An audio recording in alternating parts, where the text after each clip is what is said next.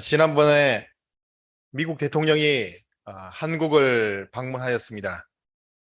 그런데 예전과 조금 다른 부분이 좀 있었죠. 예, 그것은 아시아 순방을 하면서 가장 먼저 한국을 찾아왔다고 하는 것이 다른 점입니다. 그리고 과거에는 언제나 한국이 미국에 오면 미국의 힘에 의존하는 경향을 많이 보이면서 소위 뭐라고 하냐면 안 좋게 말하면 구걸 외교다라고 하는 비난을 굉장히 많이 받았습니다. 이제는 오히려 미국이 한국이 가진 것을 원하는 그런 뉘앙스를 가지는 그런 이번에 방문이 아니었나 그런 생각을 하게 되고, 그래서 과거와 많은 다른 점을 보게 되었습니다. 그래서 오늘은 이 나라가 나가야 할 방향과 궁극적으로 우리 섭리적으로 봤을 때 어느 단계까지 가야 진정한 천일국이 이상을 이룰 수 있을 것인가 하는 내용들을 알아보는 시간을 가지도록 하겠습니다. 지금 과거에 그런 내용이 있었죠. 우리 교회 내에서 강한 대한민국 뭐 이렇게 한 부분이 있었죠. 그때 이제 강한 대한민국 얘기할 때 그 논리가 조금 허술한 면이 좀 있었습니다. 이게 무슨 말이냐면 당시 중국에 대한 내용들을 가지고 중국이 위험하다 막 이렇게 얘기했는데, 단순히 중국이 힘을 가지니까 그 당시에 위험하다 이렇게 발언하는 부분은 논리적으로 맞지가 않았어요. 왜 중국이 힘을 가지는 것이 위험한가, 그리고 이렇게 강력으로 부상하는데 그런 내용들이 위험한가 하는 부분들을 논리적으로 잘 펼쳤어야 했는데 좀 그런 부분이 허술한 부분이 있었습니다. 그래서 당시에 제가 관련 학과를 재학하고 있었기 때문에 제대로 이 내용에 대해서 한번 논리를 펼쳐보자 하는 마음으로 진정한 강한 대한민국을 만들기 위해서 어떻게 해야 할까 하는 부분들을 소논문으로 좀 작성도 하고요. 그리고 강의할 수 있는 내용으로서 준비도 했었습니다. 그런 내용들을 가지고 한 10년을 지금 보내왔어요. 그리고 나서 최근에 아까 말씀드린 것처럼 바이든 대통령이 한국을 와서 대하는 내용들을 보면서 제가 예상했던 부분이 일부분은 맞아 들어가는 부분이 있었습니다. 그리고 국가가 그러한 내용들을 설계를 하고 그렇게 하겠다고 계획을 세워서 만들어 간 것이 아니기 때문에 좀 더 아쉬움은 있어요. 국가가 그런 내용들을 우리가 이렇게 하겠다 하고 자기들이 벌써 한 10년 전부터 계획을 세워서 만들어 갔다고 한다면 지금은 더 많은 것을 우리가 얻어낼 수 있었을 텐데 그렇지는 않았던 것 같습니다. 속된 말로 어디 살다 보니까 우리가 이만큼 됐네 뭐 이런 부분이었어요. 그렇기 때문에 좀 아쉬운 부분이 있습니다. 자, 그래서 먼저 오늘 말씀드릴 내용은 제가 과거에 준비했던 내용들을 좀 보여드리고 그리고 최근에 변화된 우리의 위상과 근미래에 우리가 그 위상을 가지고 미국에게 어떠한 내용들을 요구하고 얻어내야 될 것인가, 그리고 장기적으로 우리가 천일국을 이상을 만들어가는 데 있어서 준비해야 될 것이 무엇일까 하는 부분들을 한번 생각해보는 그런 시간으로서 예배를 진행하도록 하겠습니다. 자, 제일 먼저 우리가 알아봐야 될 것은 헤게모니 이론이라는 것이 있습니다. 이탈리아의 정치학자인데요, 안토니오 그람시라는 사람이 있습니다. 이 안토니오 그람시라는 사람이 헤게모니 이론을 이제 얘기를 했어요. 헤게모니라고 하면 우리말로 패권 이런 말입니다. 그리스어인데요, 지배 집단이 다른 집단을 대상으로 행사하는 정치, 경제, 사상 또는 문화적 영향력을 지칭하는 용어다 이렇게 되어 있습니다. 그래서 초강대국의 활동 등과 관련하여서 정치적인 지배를 하는 것, 이것을 헤게모니다라고 합니다. 이렇게 지배하는 내용들.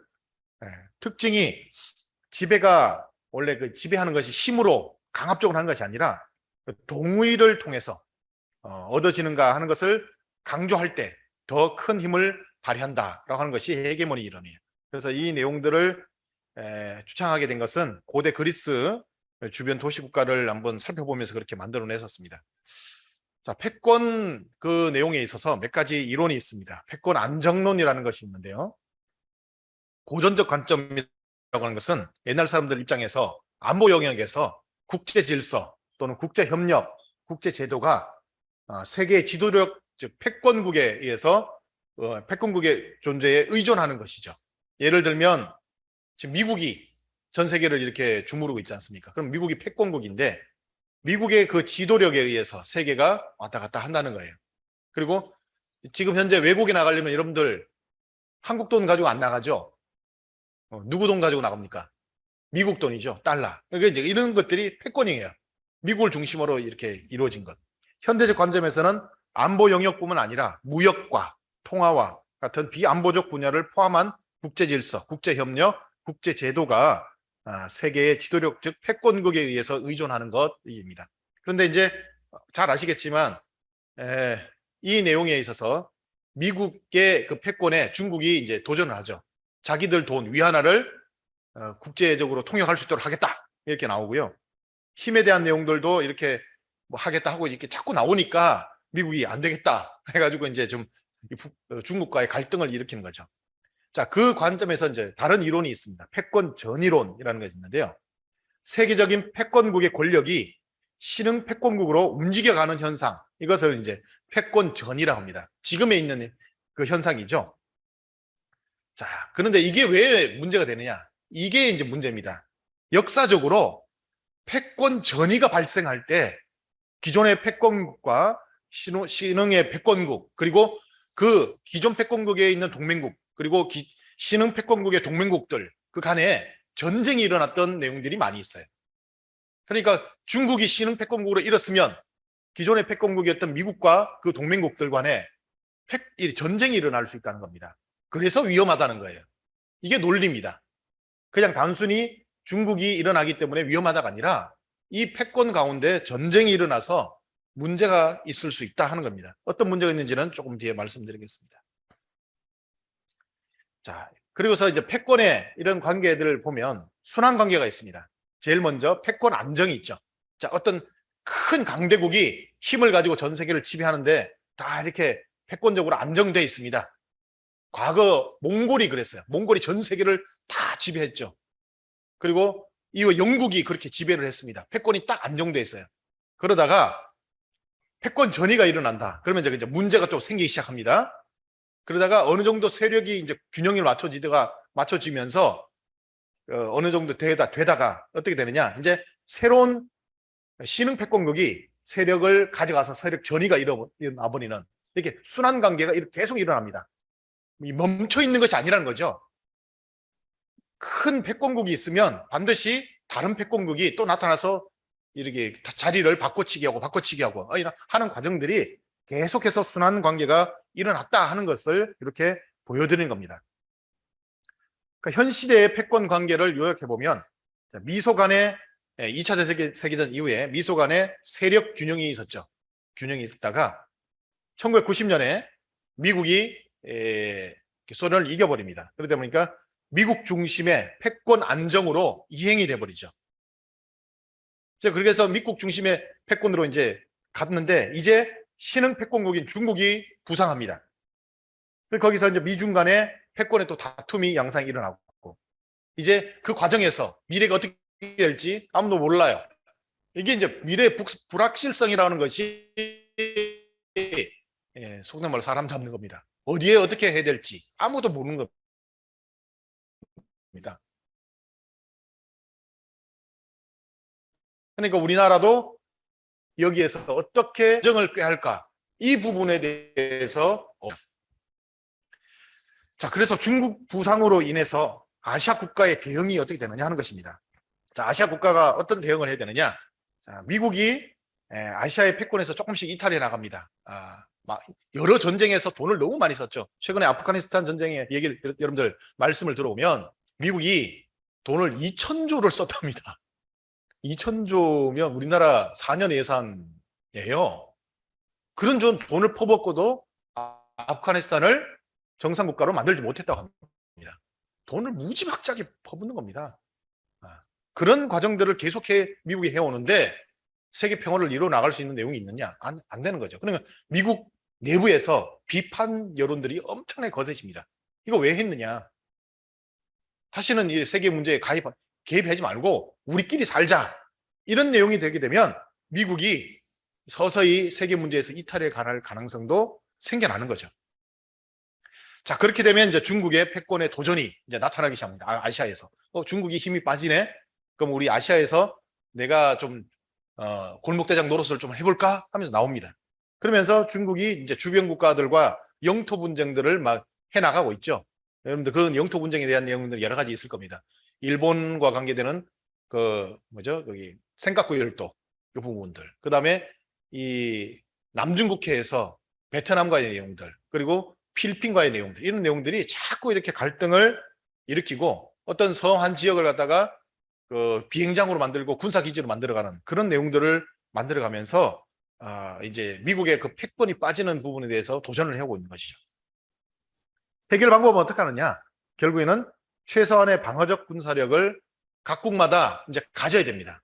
그러다 보니까 무기를 막 이렇게 도입을 해야 되죠. 무기를 도입하는데 어떤 내용이 있느냐? 무기 도입선이 기존에는 소련 거는 쓸 수가 없어요. 왜냐하면 소련하고 중국하고 더 가깝기 때문에 불가능합니다. 그러면 미국이나 유럽에 이제 무기들을 도입해야 되는데 엄청나게 비쌉니다. 이거 과거에 이제 10년 전에 했던 건데 지금 똑같습니다. 여기 보면 유럽의 전투기인데요. 가격도 가격이지만 이 전투기 한 대를 운영하려고 하면 그 뭐랄까요, 저기 들어가는 그 비용이라고 합니다.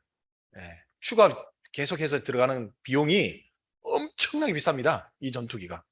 그리고 미국이 지금 만들고 있는 이 전투기도 우리나라 정도 경제력 되는 이 국가가 아니면 F-35라고 하는 전투기를 도입할 수 있는 나라가 거의 없대요. 선진국만 가져갈 수 있습니다. 그러니까 무기를 가난한 나라가 이런 무기들을 살 수가 없는 거죠. 자, 이 시대에 한국은 어떻게 해야 될까 하는 부분입니다. 한국이. 자, 첫 번째가 소극적 대응을 하는 방법이 있습니다. 소극적. 첫 번째, 소극적 대응에는 기존의 동맹의 유지를 하는 것이죠. 미국과 동맹을 탄탄히 하자 하는 그 부분이 있습니다. 그런데 여기에 문제점이 있어요. 문제점이 뭐냐? 동맹에는 두 가지의 딜레마가 있습니다. 여러분들, 미국과의 동맹을 탄탄히 해야 된다는 사람들의 그런 내용과 아니다, 중국과도 이렇게 좀 긴밀하게 해야 된다는 부분들이 왜 엇갈리느냐? 제가 여기서 말씀드릴게요. 동맹에는 두 가지의 딜레마가 있는데 첫 번째가 뭐냐면 버림의 딜레마라는 것이 있습니다. 버림의 딜레마. 뭐냐면 자, 미국이 한국 너희들 우리하고 이렇게 같이 해야 되니까 붙어 해가지고 거의 강제적으로 들어왔어요. 들어가지고 막 하다가 중국과 하다 보니까 힘이 딸려가지고 우리 도저히 이제 아시아에서 못하겠어. 우리 나갈래 하면서 나가버리고 그럼 형님 우리 어떻게 해요? 이렇게 하면 니들이 알아서 해 하고 도망가 버리는 거죠. 그럼 그게 뭐냐? 버림받는 겁니다. 동맹에서. 그럼 어떻게 되느냐? 한국은 굉장히 안보에 큰 영향을 받게 되는 것이죠. 근데 버림의 딜레마라고 하는 것이 동맹에 대한 부분입니다. 두 번째는 뭐냐? 연루의 딜레마죠. 연루의 딜레마. 뭐냐? 동맹이라는 것은요, 단순히 내가 도움받는 것만 해당하는 것이 아닙니다. 어떻게 해요? 네가 어려울 때 내가 어떻게 해요? 도와주겠다는 것이 동맹이죠. 일방적 동맹은 없어요. 그렇기 때문에 우리나라가도 과거에 베트남 전쟁 때 미군을 빼가려고 하니까 어떻게 했습니까? 그럼 우리가 베트남전에 참전하겠다. 이게 연루의 딜레마예요. 어쩔 수 없이 들어간 거잖아요. 그래서 우리 젊은이들이 많은 3,000명 이상 되는 젊은이들이 목숨을 잃었습니다. 그 연루의 딜레마예요. 우리가 경험을 했던 겁니다. 똑같습니다. 여기서 중국과의 관계에서 우리는 중국과하고 별로 싸우고 싶지 않아요. 우리 바로 옆에 있잖아요. 그러니까 우리의 피해도 더 많아. 안 하고 싶어. 우리 거 뭐 지금 북한만 대해도 우리는 힘들어. 안 하고 싶은데 미국이 야, 지금까지 우리가 너희들 잘 지켜줬는데 우리 어려울 때 이렇게 나몰라 하면 돼? 붙어. 같이 싸우자. 이러면 어떻게? 연루의 딜레마에 빠져서 우리의 가지고 있는 많은 가치들을 잃어버릴 수 있다고 하는 것이죠. 약소국이 가지고 있는 동맹의 아주 힘든 부분입니다. 제일 유명한 거 최근에 있었죠. 쿠르드족. 이 얘기 아시죠? 예. 쿠르드족이 시리아 내전에서 미국과 관계해서요. 굉장히 그리고 이 이라크 그 전쟁 때 미국이 도와달라고 해서 쿠르드족들이 정말 잘 도와줬습니다. 그런데 어떻게 했느냐? 미국이 저기 트럼프 대통령이 있을 때 나가자 해가 싹 빠져나가 버렸죠. 그때 쿠르드족이 야, 우리는 어떻게 해요? 그러니까 알아서 해. 그 다음부터 터키에 엄청나게 혼이 났습니다. 터키가 와서 정말 뭐 국가니까요. 국가의 힘을 가지고 와서 정말 뭐 무지막지하게 탄압을 받았죠. 그런 내용들이 이제 버림의 딜레마, 연루의 딜레마라고 하는 그런 내용에 해당하는 겁니다. 그러다 보니까 엄청나게 힘든 상황이 이제 발생하는 거죠. 자, 그러면 그렇게 해서 우리가 소극적으로만 가야 될 것이냐? 새로운 동맹을 모색해 보자는 거죠. 기존 동맹과 동일한 위상의 보장을 가질 수 있는 위험. 소극적 대응 중에 기존 동맹과의 버림과 연루의 딜레마뿐만 아니라, 안 그러면 우리가 그러면 미국이 나가버리니까 우리는 이제 중국한테 참 큰일 나겠다. 그러면 우리 이제부터 중국에 붙자 하는 겁니다. 새로운 동맹을 모색해 보는 것이죠. 그렇게 되면 어떻게 되느냐? 기존 동맹과, 그러니까 미국과 한국이 이렇게 동맹했을 때와 같은 그런 위상을 다른 그 강대국의 동맹, 중국이 우리에게 똑같이 보장해 줄 것이냐는 겁니다. 해줄까요? 알 수 없죠. 네, 알 수가 없습니다. 또 하나 뭐가 있냐? 미국과 우리는 가치의 동맹도 하고 있습니다. 민주주의 시장경제라고 하는. 그런데 중국과의 관계에서는 중국은 아직까지도 공산국가죠. 이데올로기를 우리가 변화시켜야 돼요. 그런 내용까지 하면서 새로운 동맹을 모색할 수 있는 내용이 우리에게 있을까? 이것이 소극적인 내용입니다. 근데 저는 아래에 있는 적극적 대응을 해보자 하는 쪽으로 나갔었습니다. 한국이 제3의 동맹을 한번 주도해보자. 그러니까 그 주도하는 방법은 군사력과 외교력 그리고 문화력 증대를 통해서 한번 해보자라고 하는 부분으로 제가 이래서 이 소논문을 작성을 했었습니다. 자, 지금의 이제 그 아시아 지역 뭐랄까요, 지도인데요. 미국이 이런 패권의 정도를 지금 가지고 있죠. 그래서 중국을 에워싸고 있습니다. 근데 만약에 중국이 원하는 것이 이제 제1도련선, 제2도련선에서 이렇게 바깥으로 빠져나갑니다. 빠져나갈 될 경우에 이 상황에서 한국은 나가기 전에 어떻게 하느냐? 한국이 새롭게 묶어나갈 수 있는 동맹들을 만들어 가보자는 거죠. 한국이 이렇게 만들어 갑니다. 적극적으로 한번 대응을 해보자는 겁니다. 어떻게 하느냐? 저는 이제 한국이 가지고 있는 위상을 가지고 해보자 하는 생각을 가지고 있었어요. 한국이 어떤 위상을 가지고 있느냐? 10년 전만 하더라도 서서히 한국이 방위산업을 육성해 가고 있었습니다. 그때만 하면서도 이제 서서히 이제 영향을 미치고 있었어요. 그리고 이걸 만들어 나가기 위해서는 외교력을 굉장히 증대시켜야 됩니다. 외교를 증대시켜서 이 외교력을 증대시킨다는 말은 뭐냐면 국가와 국가 간에 있어서의 어떤 관계를 경제적 이익만으로는 바라보면 안 된다는 겁니다. 경제적 이익을 넘어선 그런 내용들을 가지고 국가와 국가 간에 우리가 포용할 수 있는 내용, 협조할 수 있는 내용, 이런 내용들을 전폭적으로 지원해서 끌어안을 수 있는 이런 내용이 외교력입니다. 이런 내용들을 증대시켜 나가야 된다 하는 거였고요. 그리고 그런 방위 산업들을 육성했을 때 그런 내용들이 잘 이렇게 지원되려면 특별한 금융 산업들을 별도로 발전시켜 나가야겠다. 어차피 말하면 돈 때문에 이제 무기를 도입하지 못하는 내용들이 많이 있어요. 그렇기 때문에 금융 산업을 특별하게 만들어 나가야 된다. 그리고 동남아시아 벨트 국가에 중저가의 무기를 수출하면서 우리가 그런 내용들을 벨트를 만들어 가자. 그리고 전략 무기의 공동 개발도 추진하면서 국가 간의 그런 끈끈한 관계들을 형성해 나가보자 하는 부분들을 제가 제안을 했었습니다. 자, 그러면서 무기 수출국의 특징이 있어요. 특징이 뭐냐면 일반적으로는요, 이게 소비자들이 갑인 경우가 많습니다. 뭐 대기업에 요즘 말하면 이렇게 얘기하는데 그렇지 않아요. 대기업들이 뭐 하다가도 한번 바람이 잘못 불어가지고 저 회사 이상하다, 뭐 불매운동 하고 나면 굉장히 큰 타격을 입습니다. 그런데 무기는요 다릅니다. 판매하는 쪽이 갑이에요. 구매하는 쪽이 을입니다. 협정을 맺어서 한국도 그렇습니다. 미국으로부터 무기를 사올 때 이 첨단 무기 같은 경우는 어떤 부품은 절대 뜯어보지 못하게 돼 있어요. 만약에 뜯어보다 걸렸다 그러면 굉장한 크레임을 겁니다. 다시는 무기 수출도 못하게 하고요. 방위산업 협력도 못하게 하고 외교적으로도 엄청나게 많은 압박을 들어와요. 그러다 보니까 무기는 판매자가 갑이지 구매자가 갑이 아닙니다. 을입니다. 항상. 그리고 무기 수출입은 수입과 이게 수출을 하고 수입을 하게 되면 그 국가는 준 군사 동맹국 수준으로 이렇게 나가게 돼 있어요. 무기를 수입하고 수출하는 데 있어서 그냥 하지 않습니다. 국가 간에 어느 일정 수준의 그 관계성을 설정하고 합니다. 이번에 이제 얼마 전에 문재인 대통령이 이집트에 가서 우리나라 자주포를 약 한 2조 원 이상 이렇게 판매를 했죠. 그리고 얼마 전에는 또 아랍에미리트에 우리가 대공 미사일을 4조 원 이상 판매를 했습니다. 그런 과정에서 그냥 하느냐? 아닙니다. 국가 간의 이 관계 설정을 먼저 합니다. 뭐 전략적 동반자 관계 뭐 이런 내용 아시죠? 그런 내용으로 설정을 하고 무기를 판매합니다. 그러다 보니까 준군사 동맹 관계로 이렇게 들어가기 때문에 함부로 하지 않습니다. 왜?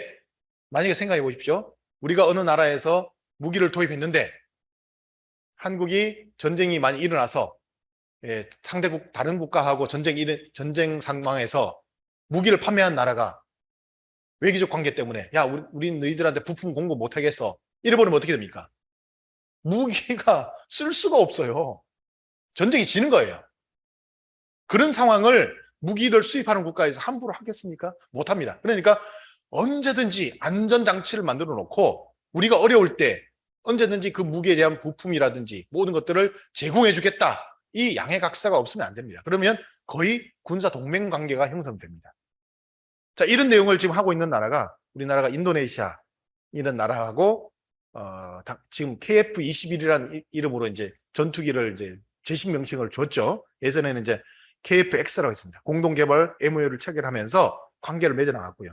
그 나라에 또 잠수함을 3대나 팔았습니다. 그리고 그 전투기 훈련기 14대나 팔고 하는 그런 내용들로 만들어 나갔죠. 이후에는 필리핀도 우리나라에서 전투기를 사갔고요.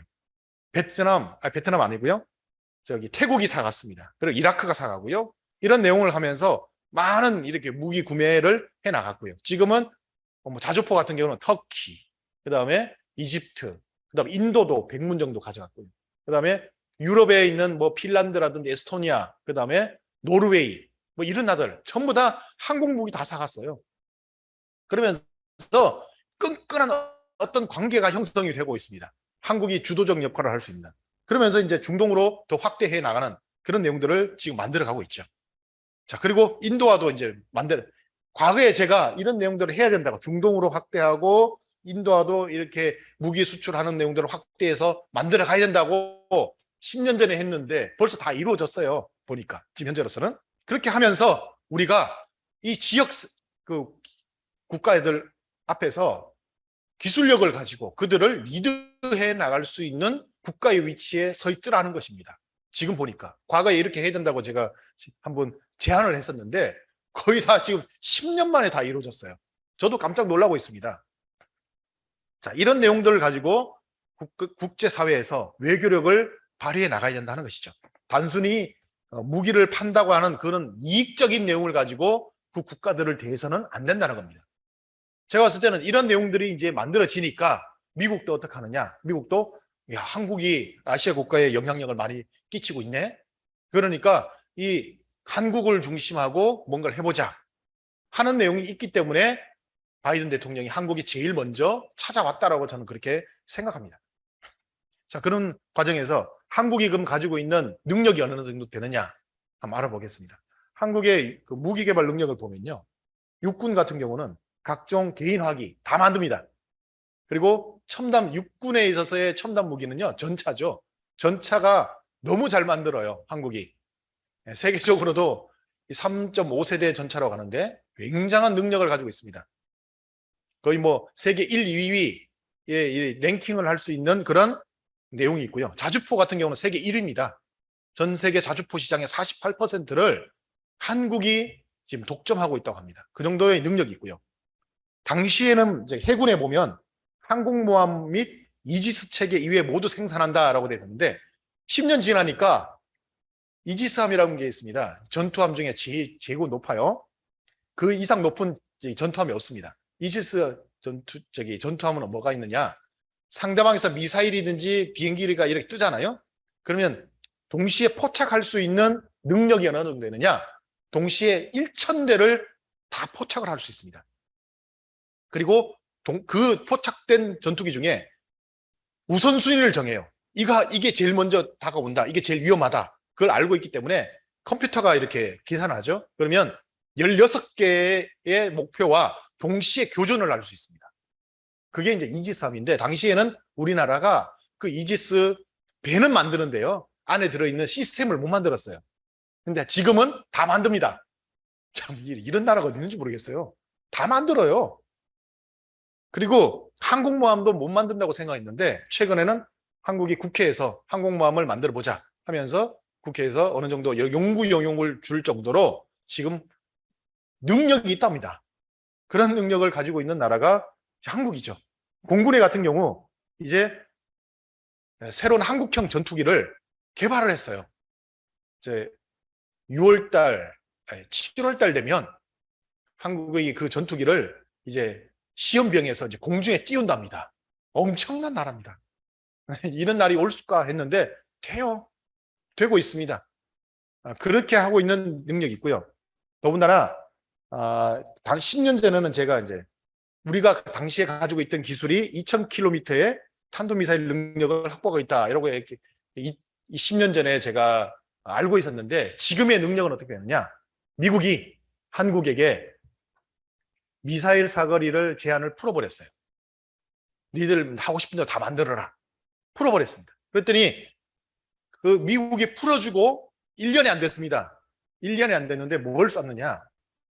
고체 로켓, 그러니까 미사일을 가지고 위성을 쏘는 단계까지 가버렸어요. 여러분들, 미사일을 가지고 위성을 쏘면요, 대륙간 미사일입니다. 벌써 끝났습니다.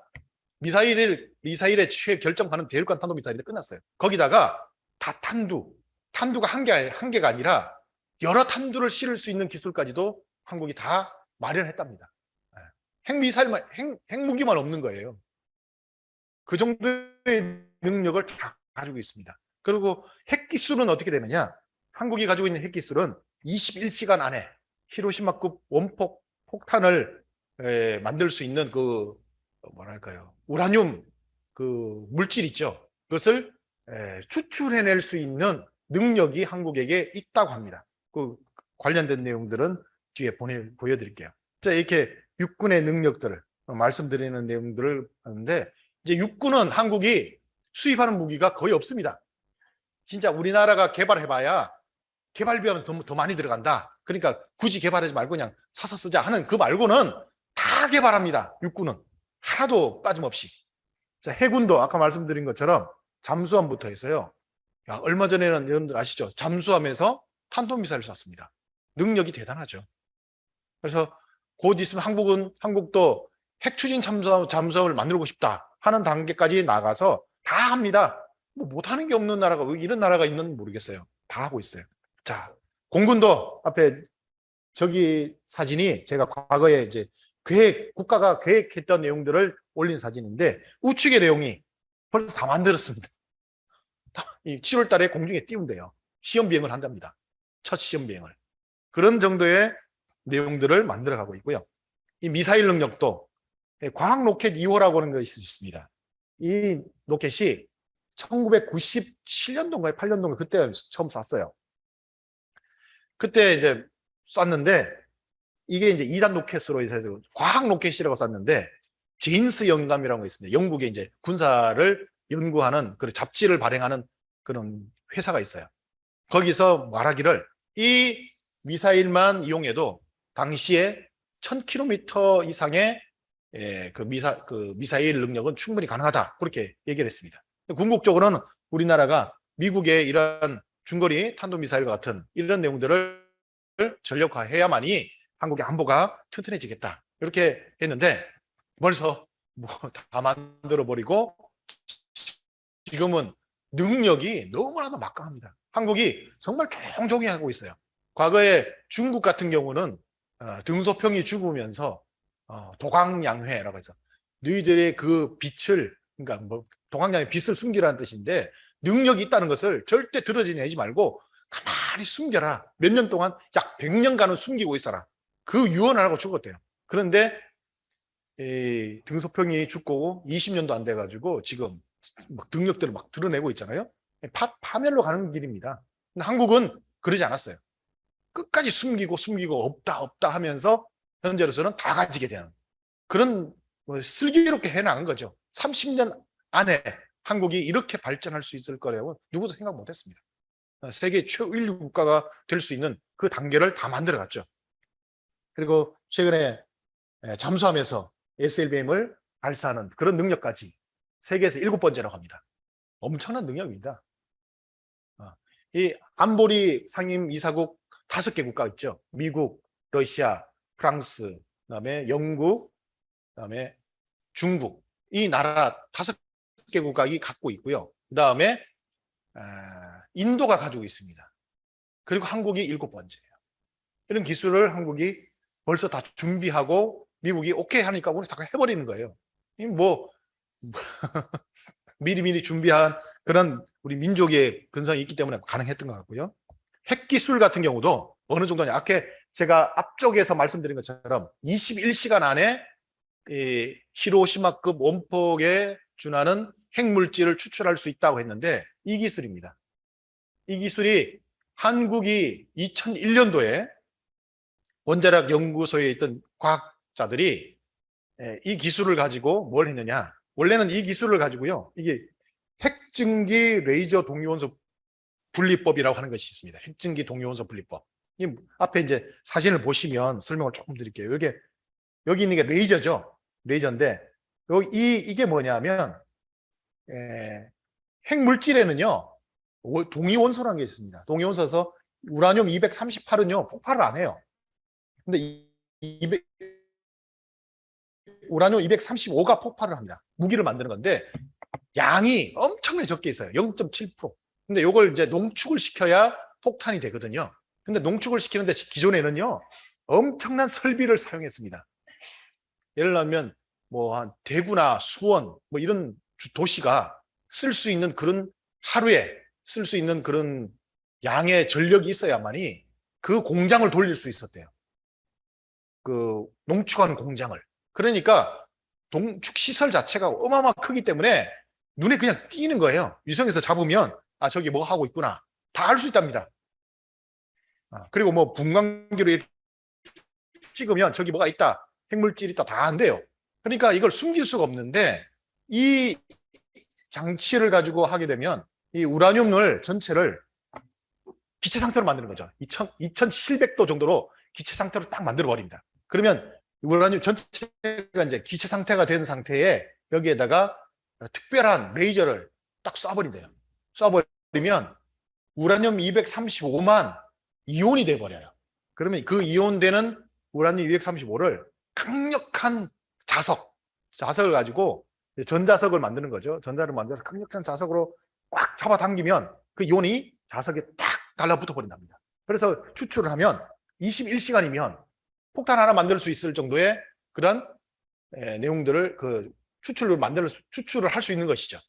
이걸 한국이 2001년도에 실험을 하고 국제원자력기구에다가 신고를 했어요.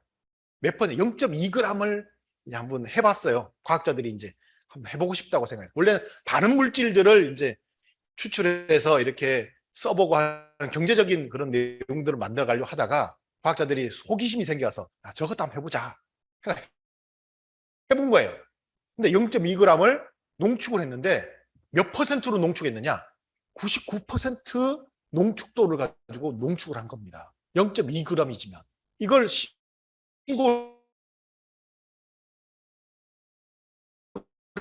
신고했는데 난리가, 그 농축 때문에 국제적인 유엔 제재를 받으려고 했는데 한국까지 같이 끊어넣었어요.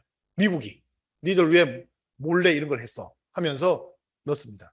그때 아마 정말 난리가 났었어요. 그러니까 이때 우리나라의 당시에 안기부 요원, 그 국정원의 요원들이 정말 많은 노력을 해가지고 희생을 하고 해가지고 이 내용들을 벗어났다고 합니다. 그래서 어쨌든 이 기술은 가지고 있어요. 그리고 이후에 그 기술들을 가지고 있던 기계들을 어떻게 했느냐, 다 부셔버렸어요. 해체시켜 부셔가지고 어디에 뒀는지 모른답니다. 지금 보관을 하고 있대요. 더군다나 대단한 건 뭐냐면 이 기술을 만드는 것이 특수한 공구, 특수한 어떤 그런 내용을 가지고 만든 것이 아니라 민간 장비들 있죠. 그런 것들을 조합해가지고 만들었대요. 그러니까 더 무서운 거죠. 그러니까 그런 내용들을 가지고 했답니다. 이게 이제 미국에서 그런 장치를 만들어서 이렇게 사진을 찍은 내용입니다. 이런 내용, 이런 장치를 가지고 우리도 했다는 거죠. 그 장치의 크기가 어느 정도 되느냐? 예, 우리 오산교의 이 성전 크기 정도밖에 안 된대요. 찾을 수가 없어요. 예를 들면 땅 파가지고 동굴에 들어가가지고 이 시설을 해놓고 이렇게 농축을 하면 못 찾는답니다. 그런 기술이 세계 몇이냐 들어보니까 세계 4위의 핵기술을 가지고 있대요. 미국, 러시아, 프랑스, 그리고 한국이랍니다. 한국이 왜 4위가 됐느냐? 결국에는 핵무기를 만들지 않기 때문에 4위예요. 그만큼 한국이 엄청난 기술력을 가지고 있다고 합니다.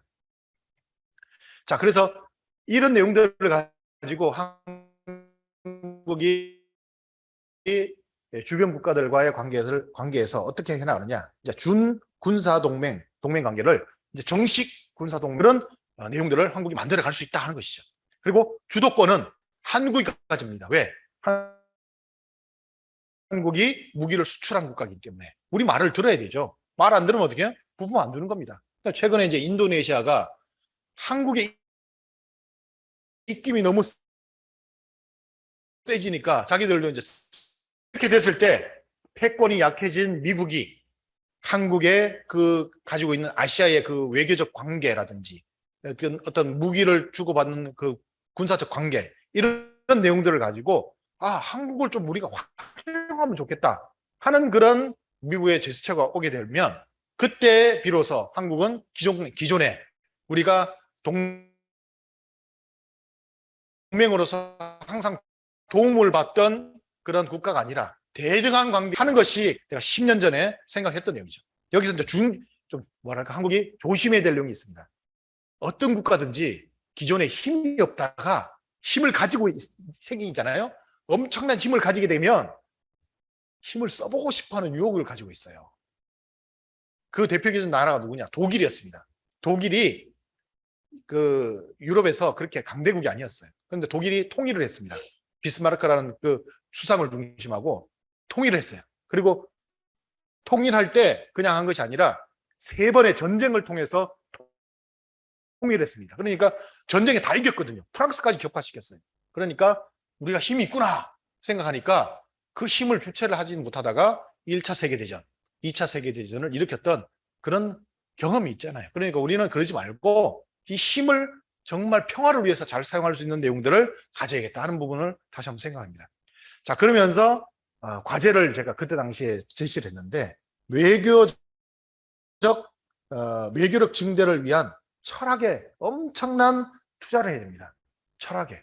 경제적 이익만을 가지고 외교를 해야 되는 그런 곳에 투자를 해야 되고 그리고 외교력 증대를 위한 정보력 증대에 엄청난 투자를 해야 됩니다. 앞에 우리 참모님이 말씀 가운데 있었죠. 참모님이 미국에서 이렇게 하니까 일본은 알더라. 당시에 90년대. 그런데 한국은 모른다. 이런 말씀이에요. 그게 뭐냐? 정보력이 부족한 거예요. 한국이. 그렇기 때문에 정보력을 더 증대시켜 나갈 수 있는 그런 내용에 집중 투자해야 되죠. 그리고 과학기술 발전을 위해서 수학에 투자를 많이 해야 됩니다. 근데 한국이 이제 기존에는 수학에 집중 투자를 그 베이스가 되는 것이 뭐냐? 문화산업이죠. 뭐 당시에도 이제 아이돌 하면서 한국 많이 나갔는데 지금은 정말 상대가 안 될 정도로 문화산업이 한국이 발전해 나갔죠. 그래서 그들 앞에 이렇게 문화적으로 들어가주면 친근감이 더 강해집니다. 그러면 더 한국과 하나 되보자 하는 내용들이 강해지겠죠. 그런 내용들을 만들어 나갔을 때 강한 대한민국을 만들어 갈 수 있다라고 하면서 당시에 제가 이런 내용들을 가지고 한번 말씀을 드렸는데 지금 한국의 상황을 보니까 그보다 더 대단한 내용이 있습니다. 현재 2021년 달라진 한국의 위상을 보면 앞에 무기적 어떤 군사력이나 외교력 그런 내용이 아니라 더 큰 것을 가지고 있더라고요. 이번에 있었던 내용이 뭐냐? 반도체 생산 능력이 세계 최고다. 미국이 여기에 한국을 붙잡을 수밖에 없는 내용을 우리가 만들었다는 거죠. 이제 이게 이런 내용들이 아쉬운 게 뭐냐 하면 한국이 계획하에 미래를 설계한 그런 내용 가운데 있었다고 한다면 좋겠는데 제가 보기에는 그렇지 않아요. 하다 보니까 됐네 이런 부분이에요. 지금이라도 국가의 미래 청사진을 가지고 국가 운영했으면 좋겠어요. 그리고 전기자동차 리튬 전지 생산 능력이 세계 최고입니다. 그리고 품질도 세계 최고죠. 이런 내용들을 한국을 잡아야겠다 하는 부분이 미국에 있었던 것이고요. 그리고 원자력 기술, 미국이요 새로운 이제 환경에 대비해서 원자력을 좀 많이 좀 쓰려고 합니다. 그런데 그 원자력 기술에 있어서 지금 특히나 미국에 보면 마이크로소프트를 움직였던 빌 게이츠라는 사람이 있죠. 그 사람이 진행파 원자로라고 해가지고 기존에는 앞에 보여드린 것처럼 우라늄 235, 0.7%밖에 없는 거 그것만 썼어요. 그런데 지금 폐기물로 남겨 있는 238, 그 쓸모가 없었거든요. 그것을 원료로 해서 발전을 해보자 하면서 진행하려 합니다. 그래서 그 사람이 미국에서는 할 수 없어가지고 중국과 하려고 하다가 트럼프 정부가 하지 마라고 크레임을 걸어가지고 지금 못하고 있거든요. 근데 이걸 할 수 있는 나라가 어디냐? 한국밖에 없어요. 한국이 이 기술을 제가 알기로는 30년 동안 연구해왔어요. 정말 오랫동안 연구해왔습니다.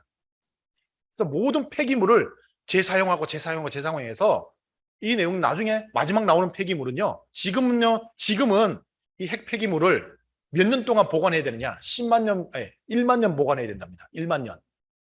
1만 년이면 언젠지도 모르겠어요. 아담해야도 6천 년인데. 그렇죠? 그런데 한국이 개발한 그 핵기술을 가지고 재처리해서 또 쓰고 하면 나중에 어떻게 되느냐? 200년만 보관하면 된대요. 더 발전시키겠죠. 나중에 폐기물 없는 핵발전도 나오겠죠. 그런 기술이 한국에 있습니다.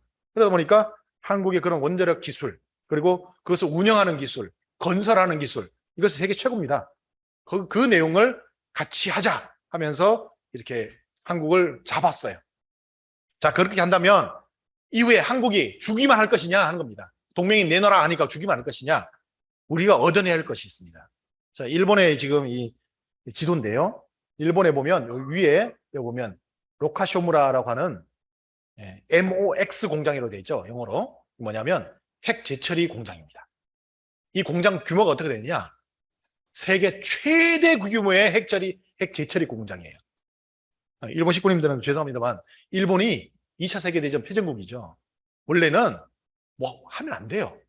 그런데 미국이 일본에게 허락을 해준 거예요. 자, 한국은 안 해줬어요. 그리고 오히려 한반도 비핵화선언을 해버리게 만들었죠. 아예 아무것도 못합니다.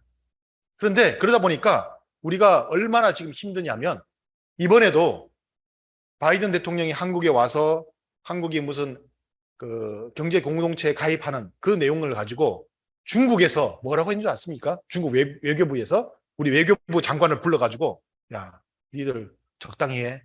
까불면 니들 우크라이나 꼴날 줄 알아.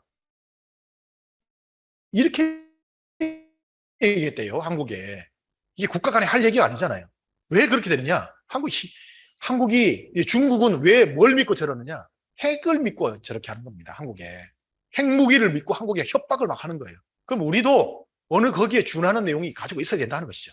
그래서 그 내용을 미국에게 얘기하면, 야, 우리가 너희들하고 동맹관계를 더 탄탄히 하려고 하니까 중국이 우리한테 이렇게 압박을 한다. 우리 도저히 불안해서 못 살겠다. 형님, 우리한테도 지금 좀 허락해 주세요. 일본은 이렇게 해주면서 왜 우리한테는 안 해줘요? 하면서 우리도 좀 해달라고 해야 되겠죠. 그래서 한국도 핵 재처리를 할 수 있는 그 모든 권한을 얻어내야 됩니다. 그게 가지고 있으면 중국이 함부로 못해요. 왜? 핵미사일 쏠 수 있고 핵폭탄을 만들 수 있는 기술을 한국은 다 가지고 있는데 여차하면 하겠다 이거예요. 우리가 당신들이 우리한테 협박하면 우리도 가만 안 있겠다고 이렇게 할 수 있는 뭐가 있어야 우리도 떳떳하게 동맹으로서 힘을 가질 수 있다 하면서 이것을 얻어내야 됩니다. 반드시 미국에게. 거기다가 그것을 얻어내면 다음 단계는 뭐냐?